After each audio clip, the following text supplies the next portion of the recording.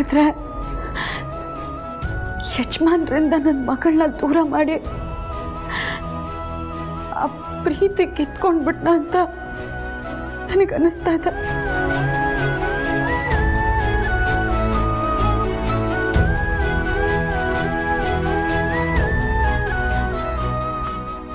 ಮಗಳು ಹುಟ್ಟಿದ ತಕ್ಷಣ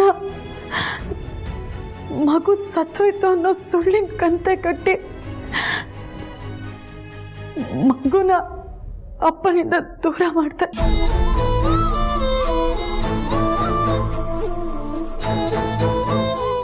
ಯಜಮಾನ್ರಿಗೆ ಸತ್ಯ ಗೊತ್ತಾದ್ಮೇಲೂ ಅವ್ರು ನನ್ನ ಮೇಲೆ ಕೋಪ ಮಾಡ್ಕೊಳ್ಳಿಲ್ಲ, ನನಗೆ ಬೈಲಿಲ್ಲ, ನನ್ನ ವಿರುದ್ಧವಾಗೂ ನಿಲ್ಲಿಲ್ಲ, ನನ್ನ ಪರವಾಗಿ ನಿಂತ್ಕೊಂಡ್ರು. ಅವತ್ತಿಂದ ಇವತ್ತಿನವರೆಗೂ ಅವ್ರ ಮಗಳಿಗೆ ಮಗಳೇ ಅಂತ ಬಾಯಿ ತುಂಬ ಕರೆಯೋದಕ್ಕಾಗದೆ ಅದೆಷ್ಟು ಒದ್ದಾಡಿದರು. ಮಕ್ಕಳಿಂದ ಅಪ್ಪ ಅಂತ ಕರೆಸ್ಕೋಬೇಕು ಅಂತ ಎಷ್ಟು ಆಸೆ ಪಟ್ಟಿದ್ದಾರೋ. ಮಗಳನ್ನ ಅವ್ರ ಎದೆ ಮೇಲೆ ಮಲಗಿಸ್ಕೋಬೇಕು ಅಂತ ಅದೆಷ್ಟು ಕನಸ್ಕೊಂಡಿದ್ರು. ಆ ಸುಖನೆಲ್ಲ ನಾನು ಕಿತ್ಕೊಂಡ್ಬಿಟ್ಟೆ.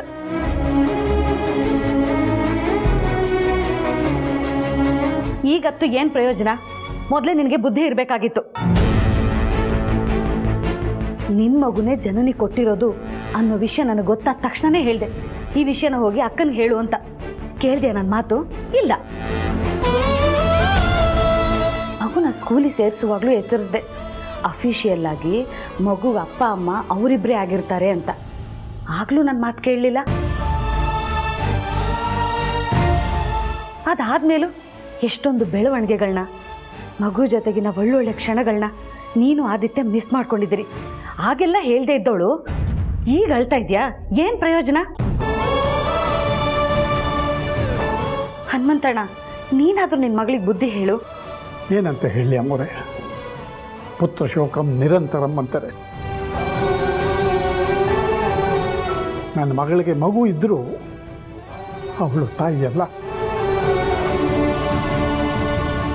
ಆ ನೋವು ಅವಳೊಬ್ಳಿಗೆ ಮಾತ್ರ ಅಲ್ಲ, ನಮಗೂ ಇದೆ. ಆದರೆ ಏನು ಮಾಡೋದು, ಒಂದೊಂದು ಸಲ ಅವಳು ಹಿಡಿದಿದ್ದೇ ಹಠ. ಆದರೆ ಆ ಹಠದ ಹಿಂದೆನೂ ಒಂದು ಒಳ್ಳೆಯ ಉದ್ದೇಶ ಇದ್ದೇ ಇರುತ್ತೆ. ಅಪ್ಪನಿಗೆ ತಕ್ಕ ಮಗಳು, ಮಗಳಿಗೆ ತಕ್ಕ ಅಪ್ಪ. ಇನ್ನು ಎಷ್ಟು ದಿನ ಅಂತ ಸತ್ಯನ ಮುಚ್ಚಿಟ್ಟು ಕಣ್ಣೀರಲ್ಲಿ ಕೈ ತೊಳಿತೀರಾ? ನೋಡು ಪಾರ್ವತಿ, ಈಗಲೂ ಕಾಲ ಮಿಂಚಿಲ್ಲ. ಆ ಮಗು ನಿಂದು ಅನ್ನೋ ಸತ್ಯನ ಅಕ್ಕನಿಗೆ ಹೇಳ್ಬಿಡು. ಅದಕ್ಕೆ ನಾನು ಸಪೋರ್ಟ್ ಮಾಡ್ತೀನಿ.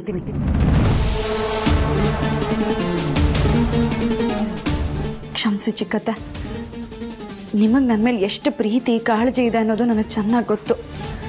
ನನಗೆ ಒಳ್ಳೇದಾಗಬೇಕು ಅನ್ನೋದೇ ನಿಮ್ಮ ಉದ್ದೇಶ ಅನ್ನೋದು ನನಗೆ ಗೊತ್ತು. ಆದರೆ ಯಾವುದೇ ಕಾರಣಕ್ಕೂ ಮಗು ನಂದು ಅನ್ನೋ ಸತ್ಯನ ನಾನು ಹೇಳಲ್ಲ. ಯಜಮಾನ್ರನ್ನ ನೆನೆಸ್ಕೊಂಡು ನನಗೆ ನೋವಾಗಿದ್ದು ಸತ್ಯ. ಆದರೆ ಆ ನೋವು ನನ್ನಲ್ಲೇ ಬರೆಯಾಗಲಿ. ದಯವಿಟ್ಟು ಬಲವಂತ ಮಾಡಬೇಡಿ, ನಿಮಗೆ ಕೈ ಮುಗಿತೀನಿ.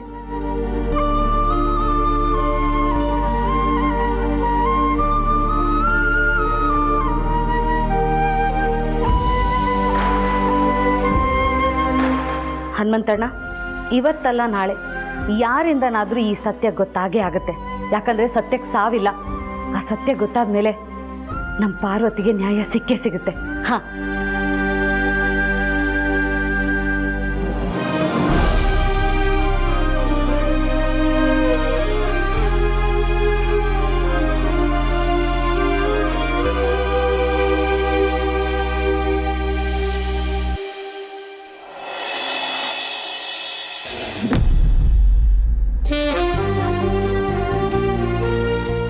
ಏನೋ ಗಣಿ, ಓದಿದ್ದೆಲ್ಲ ಮುಗೀತಾ? ಓದಿದೆಲ್ಲ ಮುಗೀತು ಅಕ್ಕ. ನಾಳೆ ಕನ್ನಡದ ಬಗ್ಗೆ ಮಾತಾಡ್ಬೇಕಂತೆ, ಅದೇ ತಲೆನೋವು. ಏನು ಮಾತಾಡಬೇಕು? ನಾನು ಈಗ ಕನ್ನಡದ ಬಗ್ಗೆ ಭಾಷಣ ಮಾಡ್ಬೇಕಂತೆ.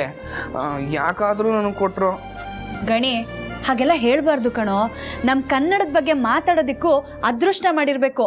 ಎಲ್ರಿಗೂ ಇಂಥ ಭಾಗ್ಯ ಸಿಗಲ್ಲ, ಅಂಥದ್ರಲ್ಲಿ ನಿನಗೆ ಸಿಕ್ಕಿದೆ, ಅದಕ್ಕೆ ಖುಷಿ ಪಡು. ನಮ್ಮ ಕನ್ನಡ ಭಾಷೆ ಬಗ್ಗೆ ಮಾತಾಡೋದು ಒಂದೇ, ತಾಯಿ ಬಗ್ಗೆ ಹೊಗಳೋದು ಒಂದೇ. ಕನ್ನಡನ ಮಾತೃಭಾಷೆ ಅಂತಾರೆ ಹೊರತು ಪಿತೃಭಾಷೆ ಅನ್ನಲ್ಲ. ಕರ್ನಾಟಕದಲ್ಲಿರೋ ಎಷ್ಟೋ ಜೀವ ನದಿಗಳಲ್ಲಿ ಮುಖ್ಯವಾದ ನದಿಗೆ ಕಾವೇರಿ ಅಂತ ಕರೀತಾರೆ. ನಮ್ಮ ನಾಡಿನ ದೇವತೆನ ಭುವನೇಶ್ವರಿ ತಾಯಿ ಅಂತ ಕರೀತಾರೆ. ನಮ್ಮ ಕನ್ನಡ ಭಾಷೆ ಸುಮಾರು 2500 ವರ್ಷಗಳಷ್ಟು ಹಳೆಯದು. ನವೆಂಬರ್ 1, 1950ನೇ ಇಸ್ವಿಲಿ ನಮ್ಮ ರಾಜ್ಯ ಸ್ಥಾಪನೆ ಆಯಿತು. ಅದಕ್ಕೆ ಆ ದಿನಾನ ರಾಜ್ಯೋತ್ಸವ ಅಂತ ಇಡೀ ನಾಡೇ ಆಚರಣೆ ಮಾಡುತ್ತೆ.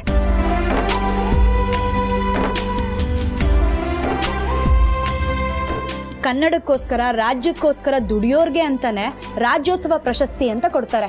ಆದರೆ ಅದಕ್ಕಿಂತ ಮುಖ್ಯವಾಗಿ ಇಡೀ ಪ್ರಪಂಚದಲ್ಲಿ ಸಾಹಿತ್ಯ ಕ್ಷೇತ್ರಕ್ಕೆ ಹೆಚ್ಚು ಪ್ರಶಸ್ತಿ ಬಂದಿರೋದು ಅಂದರೆ ನಮ್ಮ ಕನ್ನಡ ರಾಜ್ಯಕ್ಕೆ.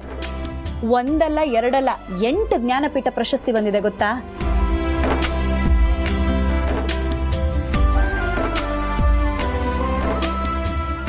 ಅಮೋಘ ವರ್ಷ ಕವಿರಾಜ ಮಾರ್ಗನ ರಚನೆ ಮಾಡೋವಾಗ ಇಂಗ್ಲಿಷ್ ಭಾಷೆ ಇನ್ನು ತೊಟ್ಲಲ್ಲಿರೋ ಕೂಸು, ಹಿಂದಿ ಭಾಷೆ ಅಂತೂ ಹುಟ್ಟೇ ಇರಲಿಲ್ಲ.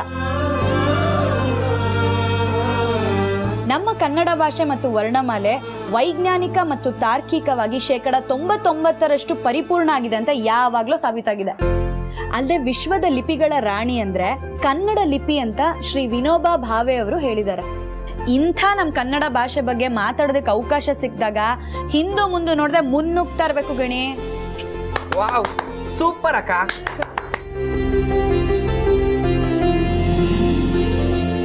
ಅಕ್ಕ, ನನ್ ಕಣ್ ತೆರೆಸ್ಬಿಟ್ಟೆ ಅಕ್ಕ ನೀನು. ನಮ್ ಭಾಷೆ ಬಗ್ಗೆ ಇಷ್ಟೆಲ್ಲ ತಿಳ್ಕೊಂಡಿದ್ಯಲ್ಲ, ಬೇಷ್. ಗ್ಯಾರಂಟಿ ನಮ್ ಕನ್ನಡ ಭಾಷೆ ಬಗ್ಗೆ ನಾನು ಭಾಷಣ ಮಾಡೇ ಮಾಡ್ತೀನಿ. ಗಣಿ, ಯಾವ ಕೆಲಸನೇ ಆಗ್ಲಿ ಕಷ್ಟಪಟ್ಟು ಮಾಡ್ಬೇಡ, ಇಷ್ಟಪಟ್ಟು ಮಾಡು. ಭಯ ಪಟ್ಕೋಬೇಡ, ಅಹಂ ಅಂತೂ ಮೊದಲೇ ಇಟ್ಕೋಬೇಡ. ಆಸೆಗಾಗಿ ಬದುಕೋದಕ್ಕಿಂತ ಆದರ್ಶಕ್ಕೋಸ್ಕರ ಬದುಕು. ದೀರ್ಘವಾದ ಜೀವನ ಮುಖ್ಯ ಅಲ್ಲ, ದಿವ್ಯವಾದ ಜೀವನ ಮುಖ್ಯ. ಕನ್ಸನ್ನ ದಿನಾ ರಾತ್ರಿ ಕಾಣ್ಬೋದು, ಆದ್ರೆ ಹಗಲಲ್ಲಿ ಅದಕ್ಕೋಸ್ಕರ ಶ್ರಮ ಪಟ್ಟು ದುಡಿದ್ರೆ ಮಾತ್ರ ಆ ಕನ್ಸು ನನ್ಸಾಗಕ್ ಸಾಧ್ಯ. ಆಯ್ತಕ್ಕ, ನೀನ್ ಹೇಳಿದನ್ನೆಲ್ಲ ಚಾಚು ತಪ್ಪದಂಗ್ ಪಾಲಿಸ್ತೀನಿ. ನಿನ್ನ ಅಪ್ಪನ ಹೆಸರನ್ನ ಉಳಿಸ್ತೀನಿ.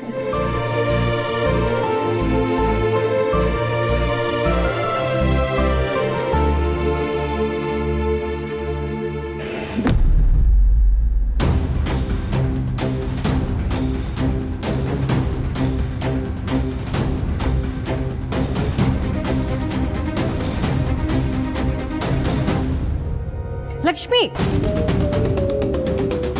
sit properly and maintain the discipline. ನಪ್ಪ ಅವ್ರು ಹೇಳಿದಾನೆ ಒಟ್ಟಿಗೆ ಕುತ್ಕೊಂಡು ಮಮ್ಮು ತಿನ್ಬೇಕು ಅಂತ. This is last warning to you. If you speak in your mother tongue again, I definitely punish you.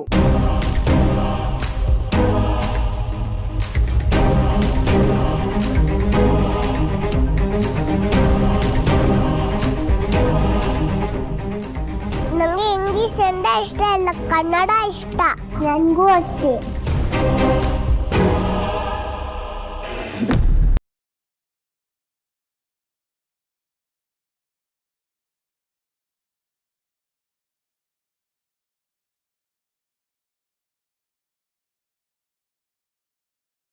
ಕೊಡ್ಲಾ?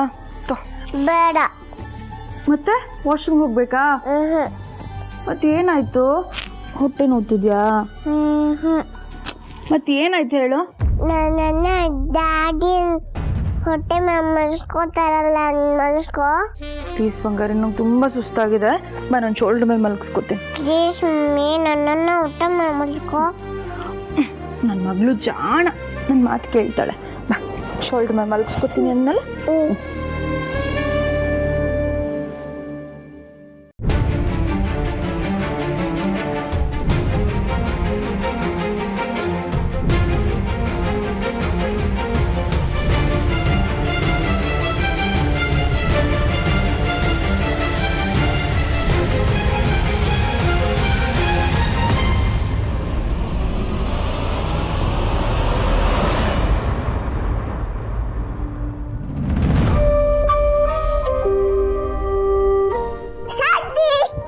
ಕಂದ, ಯಾಕೆ ಇಲ್ಲಿಗೆ ಬಂದ್ಬಿಟ್ಟೆ? ನಿದ್ದೆ ಬರ್ಲಿಲ್ವಾ? ಯಾಕೆ ನಿದ್ದೆ ಬರ್ಲಿಲ್ಲ? ಯಾವಾಗ್ಲೂ ನನ್ನ ಡ್ಯಾಡಿ ಹೊಟ್ಟೆ ಮೇಲೆ ಮರ್ಸ್ಕೊತಿದ್ರು, ಇವಾಗ ಡ್ಯಾಡಿ ಇಲ್ವಲ್ಲ, ಅದಕ್ಕೆ ನೀವು ಮರ್ಸ್ಕೊತೀರಾ?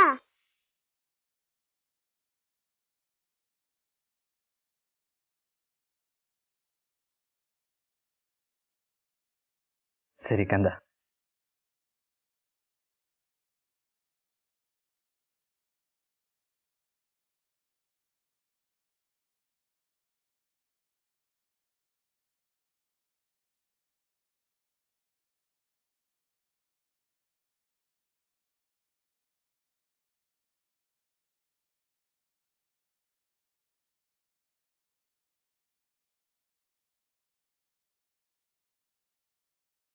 ನೀನಾಡೋ ಮಾತೆಲ್ಲ ಜೇನಿನಂತೆ, ನಗುವಾಗ ಮೊಗವೊಂದು ಹೂವಿನಂತೆ, ನೀನೊಂದು ಸಕ್ಕರೆಯ ಬೊಂಬೆಯಂತೆ, ಮಗುವೇ ನೀ ನನ್ನ ಪ್ರಾಣದಂತೆ, ನನ್ನ ಪ್ರಾಣದಂತೆ. ಬಾನದಾರಿಯಲ್ಲಿ ಸೂರ್ಯ ಜಾರಿ ಹೋದ, ಚಂದ್ರ ಮೇಲೆ ಬಂದ, ಮಿನುಗುತ್ತಾರೆ ಅಂದ, ನೋಡು ಎಂತ ಚಂದ. ರಾತ್ರಿ ಆಯ್ತು ಮಲಗು ನನ್ನ ಪುಟ್ಟ ಕಂದ, ನನ್ನ ಪುಟ್ಟ ಕಂದ.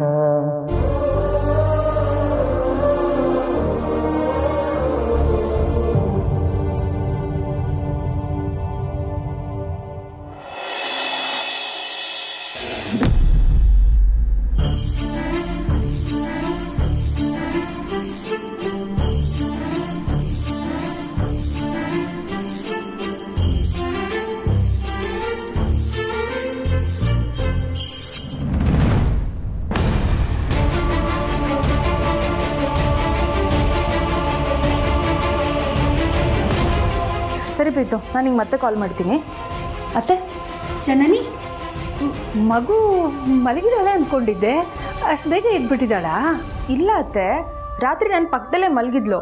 ಬೆಳಗ್ಗೆ ನಾನು ಎದ್ದು ನೋಡಿದಾಗ ಅವಳು ನನ್ನ ಪಕ್ಕದಲ್ಲೇ ಇರಲಿಲ್ಲ. ನಿಮ್ಮ ಜೊತೆ ಏನಾದರೂ ಇದ್ದಾಳೆ ಅಂತ ನಾನು ಅಂದ್ಕೊಂಡಿದ್ದೆ. ಇಲ್ಲಮ್ಮ, ನಾನು ಅವಳು ನೋಡೋಣ ಅಂತಾನೆ ಬಂದೆ. ಏನಾಯ್ತು ಅದಕ್ಕೆ? ನಮ್ಮ ಪುಟಾಣಿ ಕಾಣಿಸ್ತಾ ಇಲ್ಲ. ಏನು ಹೇಳ್ತಾ ಇದ್ದೀರಾ ಅದಕ್ಕೆ? ಮಗು ಕಾಣಿಸ್ತಾ ಇಲ್ವಾ? ಮೊದಲೇ ಮಗು ನನ್ನ ಜೊತೆ ಜಾಸ್ತಿ ಹೊತ್ತು ಸೇರಲ್ಲ. ಜನನಿ, ಮಗು ರಾತ್ರಿ ನಿನ್ನ ಜೊತೆ ತಾನೇ ಮಲಗಿದ್ದು? ಹೌದು ಚಿಕ್ಕಮ್ಮ, ನನ್ನ ಪಕ್ಕದಲ್ಲೇ ಮಲಗಿದ್ಲು.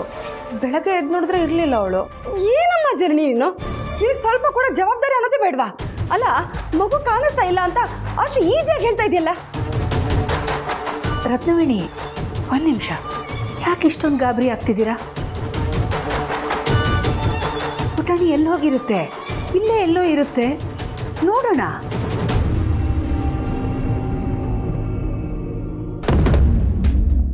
ಹಾಂ, ಮಗು ಎಲ್ಲಿರ್ಬೋದು ಅಂತ ನನಗೆ ಗೊತ್ತು. ಅದಕ್ಕೆ ಬನ್ನಿ, ಅದಕ್ಕೆ ಬಾ ಜನನಿ.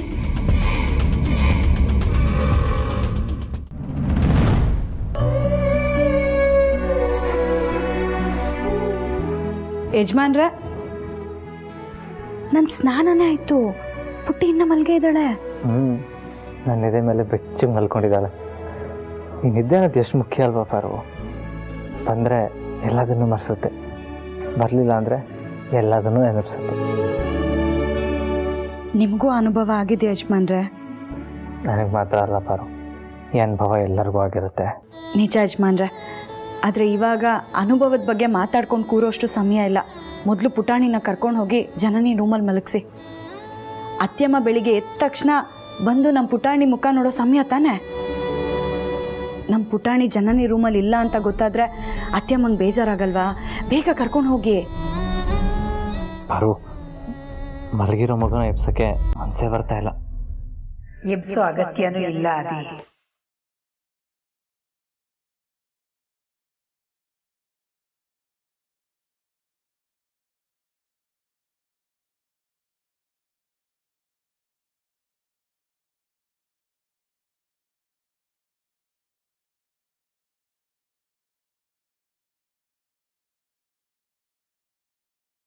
ನನ್ನ ರಾಜ್ಕುಮಾರಿ ಮುಖನ ನೋಡಿದ್ದಾಯ್ತು.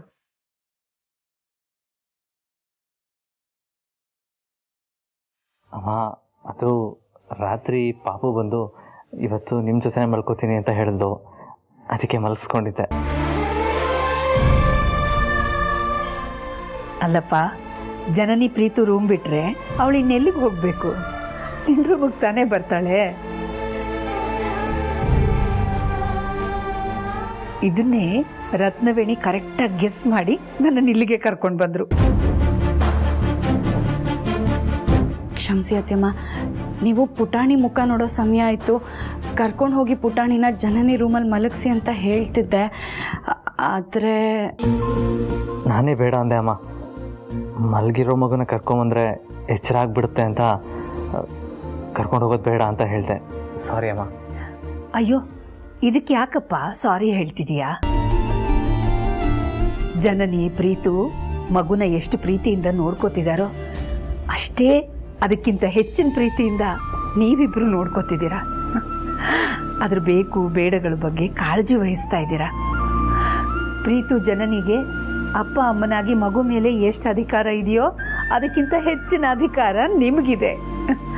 ಹಾಗಿರುವಾಗ ಮಗು ನಿಮ್ಮ ಹತ್ರ ಇರೋದ್ರಲ್ಲಿ ಏನು ತಪ್ಪಿದೆ ಹೇಳು? ಹಾಗೆಲ್ಲ ಸಾರಿ ಹೇಳಬೇಡ. ಮಗು ನಿಮ್ಮ ಹತ್ರ ಖುಷಿಯಾಗಿದೆಯಲ್ಲ, ಅದು ಮುಖ್ಯ.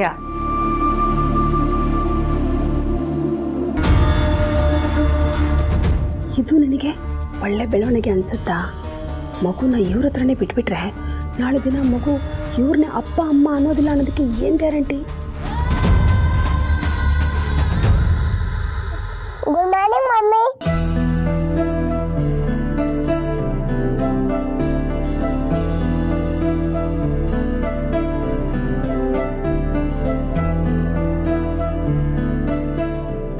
Good morning Bangari.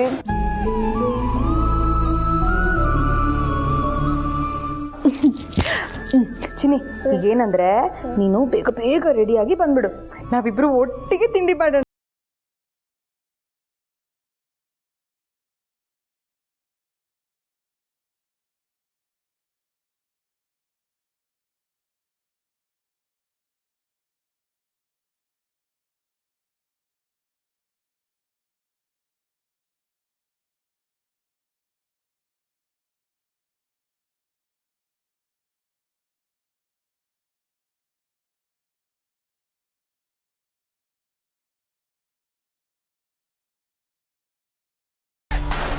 Lakshmi, give me your diary.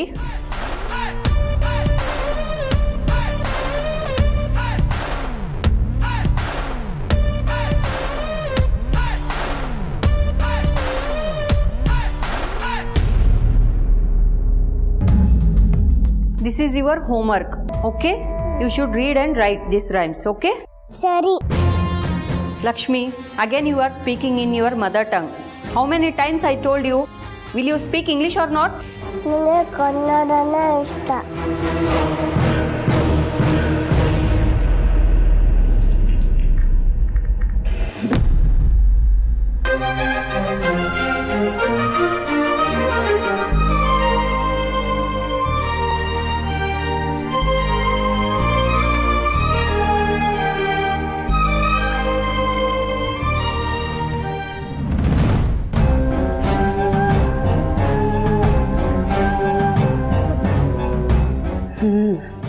ಇದೇ ಸರಿಯಾದ ಟೈಮ್.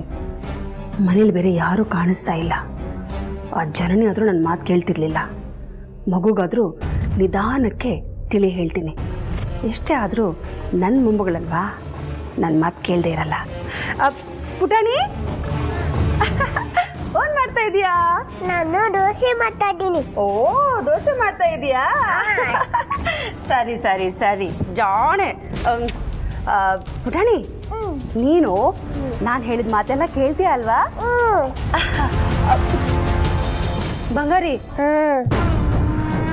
ಆ ಪಾರ್ವತಿ ಇದ್ದಾಳಲ್ಲ, ಅದೇ ಪುಟ, ಆ ಪಾರು, ಅವಳು ಈ ಮನೆಗೆ ಕೆಲಸದೊಳಗೆ ಬಂದವಳು. ಹಾಗಾಗಿ ನೀನು ಅವಳನ್ನ ಹೆಸರಿದು ಪಾರು ಅಂತ ಕರಿತೀಯಲ್ಲ, ಹಾಗೇ ಕರಿತಿರು. ನನಗೂ ಸಂತೋಷ ಆಗುತ್ತೆ. ಯಾಕೆ? ಯಾಕೆ ಅಂದ್ರೆ ಅವಳು ಕೆಲಸದೊಳಗೆ ಬಂದವಳು ಅಲ್ಲದೆ ನೀನು ಅವಳನ್ನ ಹೆಸರಿದ್ದು ಕರೆದ್ರೆ ನನಗೂ ಸಂತೋಷ ಆಗುತ್ತೆ. ಅವರು ದೊಡ್ಡ ಮಾಡಬೇಕು ಅಂತಾರೆ. ಯಾರು ಹೇಳಿದ್ದು?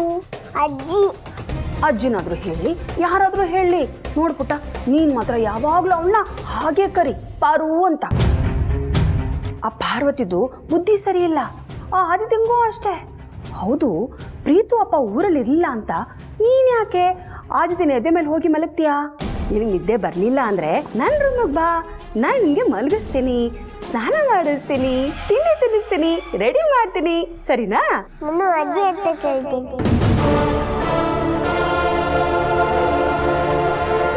ಏನಂತ? ನೀವೇನಿದ್ದು ನಿಜನಾ ಅಂತ. ಅಜ್ಜಿ ಹೇಳಿದ್ದಾರೆ, ಏನೇ ಡೌಟ್ ಬಂದ್ರು ಕೇಳು ಅಂತ.